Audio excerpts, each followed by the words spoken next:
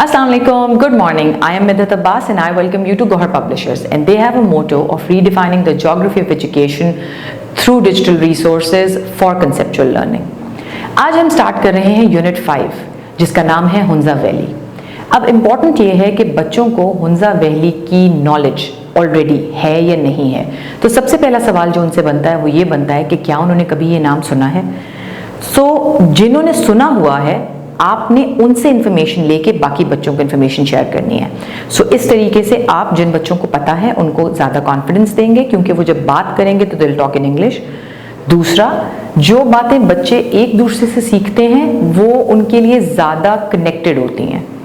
दूसरी इंपॉर्टेंट बात यह है कि इस तरह शेयरिंग के थ्रू वो आपस में जब बात करेंगे तो उनकी अपनी डायलॉग डिलीवरी इंपॉर्टेंट होगी। उनको ये समझ आएगा कि बात कैसे की जाती है, किस तरीके से की जाती है। और तीसरी चीज़, वो अपने मुल्क एक जो कॉमन चीज़ है उसके थ्रू कनेक्ट होंगे। यहाँ से तो आपका चैप्टर और यूनिट स्टार्ट हो जाएगा। दूसरी चीज़ आती है कि अब आपने अपना रीडिंग स्टार्ट करने से पहले क्या करना है। वो ये है कि आप बच्चों को अपना जो यूनिट है उसके पेजेस खुलवा के उस पर जो पिक्चर है वो दिखाइए। उनसे पूछिए कि उनको इन पिक्चर्स को देख के क्या समझ आता है हुंजा वैली के बारे में, क्योंकि पहले थोड़ी बहुत डिस्कशन हो गई, बच्चों को ये समझ आ गया होगा। थोड़ा आपने फैसिलिटेट करना है कि हुंजा वैली क्या है, कहाँ है, पाकिस्तान के कौन से हिस्से में है, नदर्न एरियाज में है, शुमाली इलाका जात में। इस तरह ये डिस्कशन आगे बढ़ा के फिर आपने अपनी रीडिंग स्टार्ट करनी है। इसमें आप खुद भी रीडिंग स्टार्ट कर सकते हैं। Then you can ask the kids to read after you. उसके अलावा आपने हर पैराग्राफ में, क्योंकि इसमें डिस्क्रिप्शन है हुंजा वैली की, जैसे जैसे वो डिस्क्रिप्शन होनी है तो आपने विजुअल थिंकिंग दोबारा अंदर लेके आनी है। विजुअल थिंकिंग में ये है कि कुछ उनको आइडिया बच्चों को हो जाएगा तस्वीरों से जो कि किताब में गिवन है, बाकी जो आपने उनको आइडिया करवाना है वो विजुअल थिंकिंग से कराना है। विजुअल थिंकिंग क्या होती है कि जब बच्चे पढ़ेंगे तो वो अपना एक तस्वीरी खाका अपने दिमाग में बनाएंगे।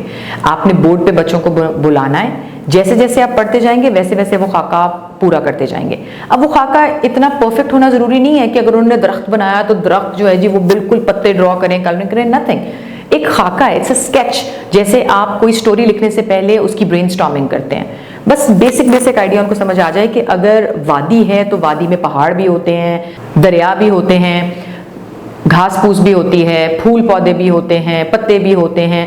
इस तरह की चीज़ें एक बेसिक उनके दिमाग में खाका बन जाए कि एक वादी किस तरह की होती है। देन आप रीडिंग पे चलें, मुश्किल वर्ड्स अंडरलाइन करें, बच्चों को उनके मीनिंग समझाएं। फिर उसके बाद बच्चों से इस कॉम्प्रिहेंशन की, इस स्टोरी की पूरी समरी लें कि उनको इसमें समझ क्या आया। एक बात याद रखिए, इंपॉर्टेंट ये है कि बच्चे पार्टिसिपेट करें, बच्चे हिस्सा लें, खुद बोलें। बच्चों को इंगेज करना है, मोटिवेट करना है।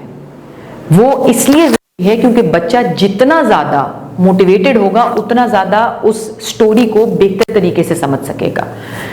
हमारा काम एज अ टीचर ये बहुत ज़रूरी है कि बच्चों का इंटरेस्ट बना रहे उस चीज़ में, उस काम में जो वो कर रहे हैं।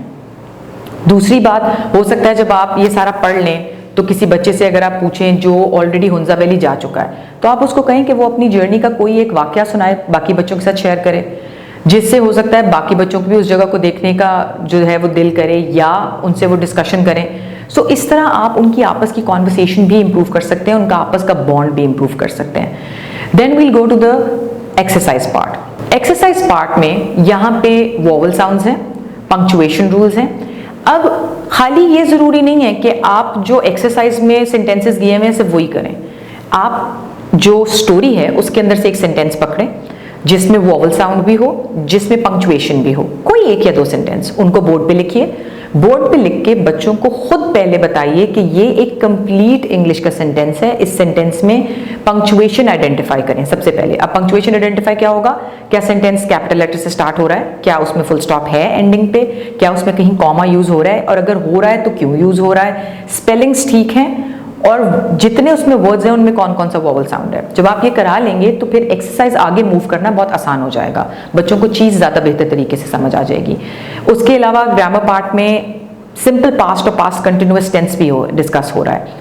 उसके लिए भी सबसे पहले आप यही एग्जाम्पल दीजिए, कोई छोटी एग्जाम्पल ले लीजिए, क्योंकि बच्चों के लिए टेंसेज रूल्स के अंदर बाउंड होना ज़रा मुश्किल हो जाता है। तो छोटे छोटे सेंटेंसेस लेके, जैसे किसी बच्चे से पूछिए what did you do yesterday, अब वो बच्चा जो भी आंसर देगा उस आंसर को यूज करके आप सिंपल पास्ट में कन्वर्ट करके और पास्ट कंटिन्यूअस में कन्वर्ट करके उनको वो मतलब समझाइए। इस तरीके से आप अपनी एक्सरसाइज आगे बड़े अच्छे तरीके से लेके चल सकते हैं।